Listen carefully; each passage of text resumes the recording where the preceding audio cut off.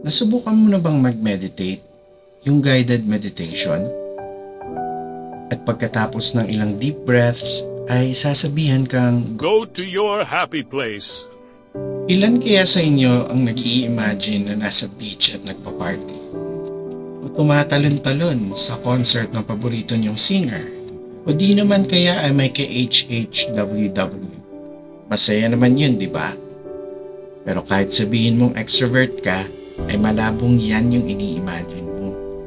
Malamang iniisip mo na sa taas ka ng bundok, pinapanood yung mga ulap, sunset, sunrise, o di naman kaya ay nasa gilid ng dagat at pinagmamasdan ang mga alon.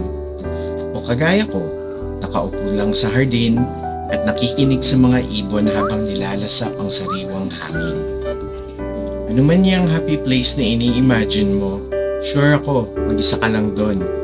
Meron kang space at meron kang peace. Sa panahon kasi ngayon, pag sinabi mong peace of mind, iilan lang yung nakaka-achieve.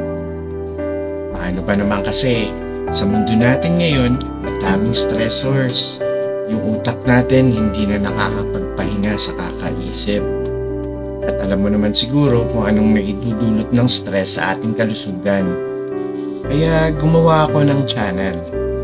At nais kong ipamahagi kung paano ko nababawasan ang stress ko. Ako nga po pala si Andoy. At samahan niyo ang aking journey through self-healing, self-improvement, at self-love. Salamat sa pagbisita sa channel na to at welcome po sa Ubos.